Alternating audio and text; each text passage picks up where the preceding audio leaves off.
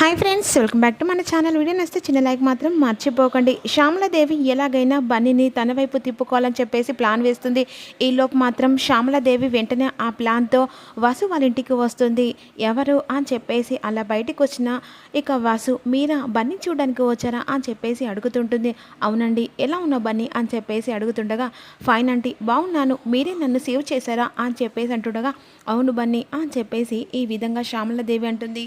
నిన్ను చూస్తుంటే అచ్చం మా అబ్బాయిని చూసినట్టుకుంది బన్నీ అని చెప్పేసి శ్యామలాదేవి అంటుండగా, అవునండి, నిన్ను అడగడం మర్చిపోయాను, మీ అబ్బాయి అని చెప్పేసి వసు అడుగుతుండగా అప్పుడు ఒక్కసారిగా శ్యామల డల్ అయిపోతుంది. ఏమైందండి, చెంపని విషయమా అని చెప్పేసి వసు అడుగుతుండగా, అబ్బే అదేం కాదండి, నా కొడుకు చనిపోయాడని చెప్పేసి ఒక్కసారిగా శ్యామల చెప్పిన మాటలు విని ఇక వసు మొత్తం షాక్ అయి చూస్తూ ఉంటుంది.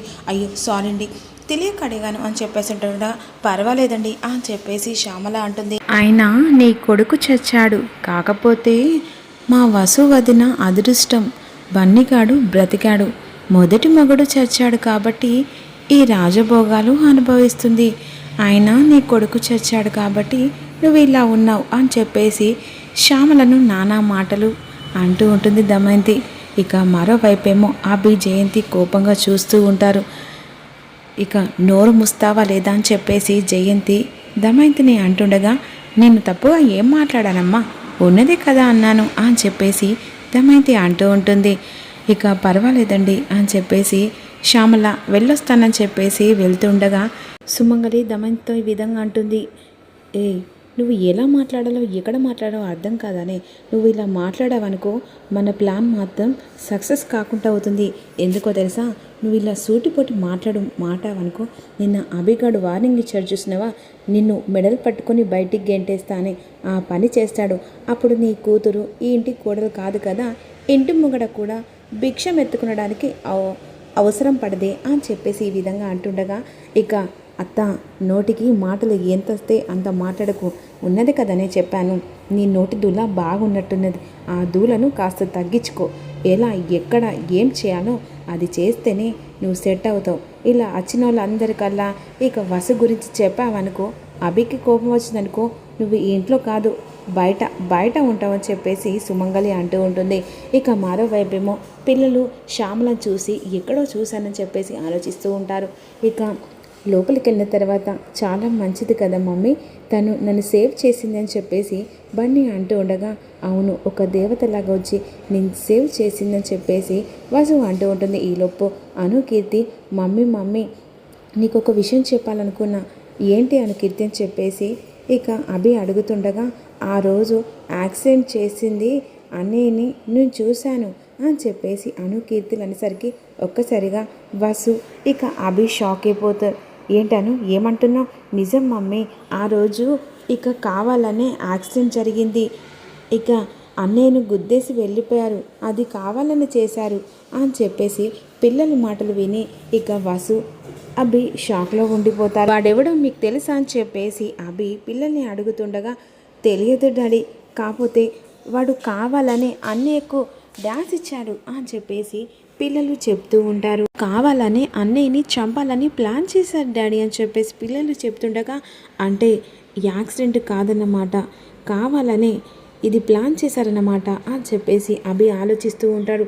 అప్పుడు వెంటనే ఇక వసు కంగారు పడుతూ, అసలు ఏం జరుగుతుందండి ఇంట్లో, బన్నీ నాకు దూరం కావడం ఏంటి, ఈ ప్లాన్ ఏంటి, అసలు ఈ వెనకాల ఎవరుండి చేస్తున్నారు అని చెప్పేసి వసు కంగారు పడుతుండగా, వసు గారు మీరు కంగారు పడకండి, ఈ వెనకాల ఎవరున్నారు, అసలు బన్నీని చంపాలని ఎవరు ప్రయత్నిస్తున్నారు అనేది ఇదంతా నేను తెలుసుకుంటానని చెప్పేసి ఇక అభి అంటూ ఉంటాడు. అసలు బన్నీ చంపడానికి ప్లాన్ చేసి ఎవరండి అని చెప్పేసి వసు అడుగుతుండగా, వాడిని పట్టుకుంటే అన్నీ తెలుస్తాయి వసు గారు అని చెప్పేసి అభి అంటాడు. అలా తెలుసుకుంటారండి, ఆధారం కూడా ఏది లేదు కదా అని చెప్పేసి వసు అంటుండగా, ఇక వీళ్ళు రోడ్డు మీద వెళ్తుండగా అక్కడ కంపల్సరీ సీసీ కెమెరాలు ఉంటాయి, దాని ద్వారా అసలు వాడు ఎవరు, ఇక ఎందుకు చంపాలనుకున్నది ఇదంతా బయటపడితే వసు గారు అని చెప్పేసి ఇక వెంటనే స్కూల్ దగ్గరది బన్నీని యాక్సిడెంట్ చేసిన దగ్గరికి వస్తాడు. అప్పుడు అభి అటు ఇటు చూస్తుండగా సీసీ కెమెరాలు ఉంటాయి. ఇక్కడికి వచ్చి అటు ఇటు చూసిన తర్వాత వెంటనే ఎస్ఐ కాల్ చేస్తారు. ఎస్ఐ గారు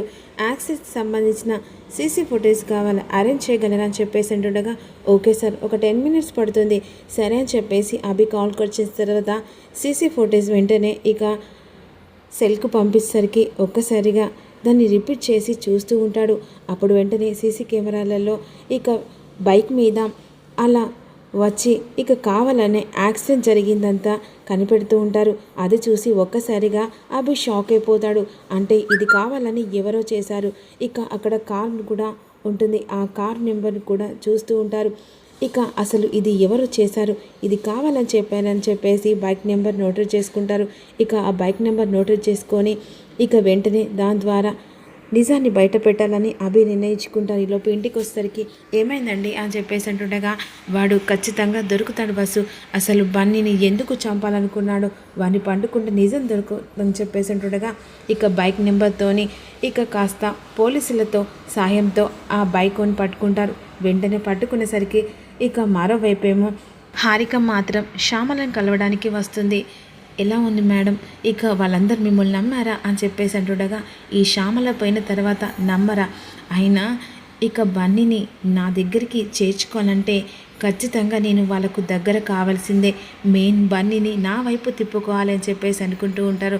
అంతేకాదు నాకు అందులో విచిత్రమైన క్యారెక్టర్ కూడా తెలిసింది, తను పేరు దమైత ఏదో పేరు సంథింగ్ అని చెప్పేసి అంటూ ఉంటుంది.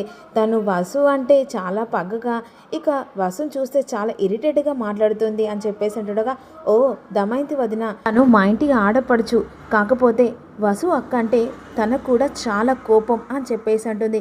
ఓకే, ఇప్పుడు తనని మన గ్రిప్లో పెట్టుకుంటే ఎలాగైనా వసును దెబ్బ కొట్టచ్చు, బన్నీని నా వైపు తిప్పుకోవచ్చు, ఎలాగైనా తనని కలిసేలా అరేంజ్ చేయి హారిక. ఓ దానికేముంది, సుమంగలి ఆంటీకి ఫోన్ చేస్తే ఇక ఖచ్చితంగా దమయంతిని తీసుకొని వస్తుంది, దమయంతితో చేతులు కలిపామనుకో ఇక ఎలాగైనా వసును, నేను కొట్టింది నన్ను చెంప మీద ఆ పగ తీరుతుంది, నువ్వు అనుకున్న బన్నీ నీ దగ్గరికి వస్తాడు, ఆస్తి మొత్తం నీ పేరు మీద ట్రాన్స్ఫర్ అవుతుందని చెప్పేసి హారిక అనుకుంటూ ఉంటారు. ఈలోపు అభి ఇక బైక్ అతన్ని పట్టుకొని వెంటనే కొడుతూ ఉంటాడు. అసలు చెప్పరా, యాక్సిడెంట్ ఎందుకు చేసావురా అని చెప్పేసి అంటుండగా లేదు సార్, కావాలని చేయలేదు, అది మామూలుగా వస్తుంటే ఆ అబ్బాయి వచ్చాడు కింద పడ్డాడు అని చెప్పేసి అంటుండగా లేదురా, నీ వెనకాల ఎవరు ఉండి చేయించారు, నువ్వు చెప్తావా లేకుంటే ఇక్కడనే నిన్ను షూట్ చేయన్నా అని చెప్పేసి బెదిరిస్తూ ఉంటారు.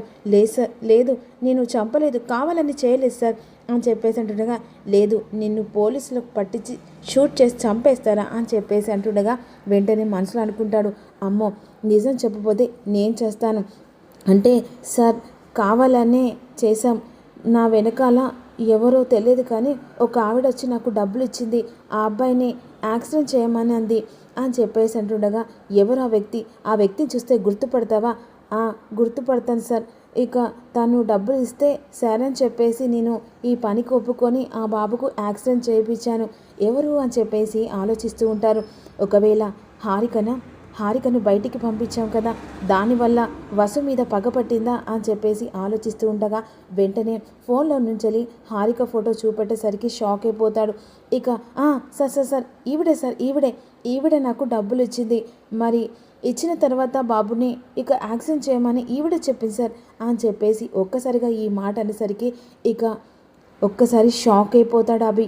ఇక వాణ్ణి పోలీసులకు పట్టించిన తర్వాత హారిక నువ్వు కావాలని ఇదంతా చేసావా, ఇక నీ ఆట ఎలా కట్టిస్తుందో వాసు అని చెప్పేసి అనుకుంటూ ఉంటాడు. ఇక మరోవైపేమో ఇక శ్యామలాదేవి ఎలాగైనా దమయంతిని కలిసి ఇక దెబ్బ కొట్టాలని ప్లాన్ వేస్తూ ఉంటుంది. మరి అప్కమింగ్లో ఇక వాసు హారికకు ఎలాంటి బుద్ధి చెప్పి మరి శ్యామల గుట్టు ఎలా బయట పెడుతుంది అనేది అప్కమింగ్లో మీకు అప్లోడ్ కావాలనుకుంటే చిన్న లైక్ చేయండి అబ్బా, మిస్ కాకుండా. Thank you for watching, please subscribe my channel.